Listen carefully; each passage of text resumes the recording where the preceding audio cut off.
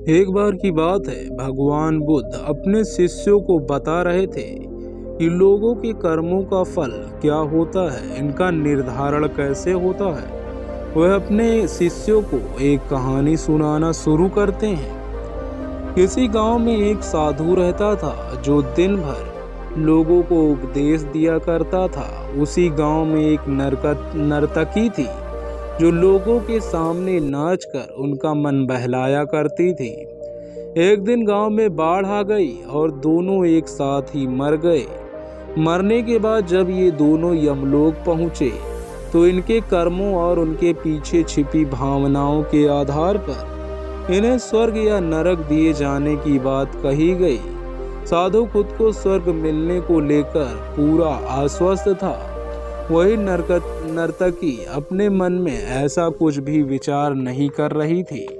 नर्तकी को सिर्फ फैसले का इंतजार था। तभी घोषणा हुई कि साधु को नरक और नर्तकी को स्वर्ग दिया जाता है। इस फैसले को सुनकर साधु गुस्से से यमराज पर चिल्लाया और क्रोधित होकर पूछा, यह कैसा न्याय है महाराज?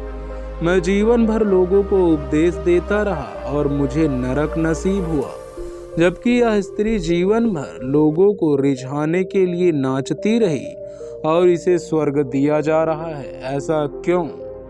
यमराज ने शांत भाव से उत्तर दिया, यह नर्तकी अपना पेट भरने के लिए नाचती थी, लेकिन इसके मन में यही भावना थी कि मैं अपनी कला को ईश्वर के चरणों में समर्पित कर रही हूँ। जबकि तुम उपदेश देते हुए भी यह सोचते थे कि काश तुम्हें भी नर्तकी का नाच देखने को मिल जाता।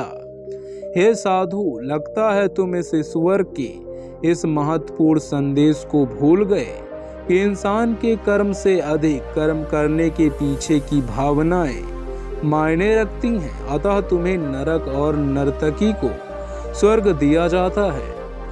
दोस्तों, यह कहानी सुनने के बाद सभी शिष्य भगवान बुद्ध को प्रणाम करते हैं और वहां से चले जाते हैं।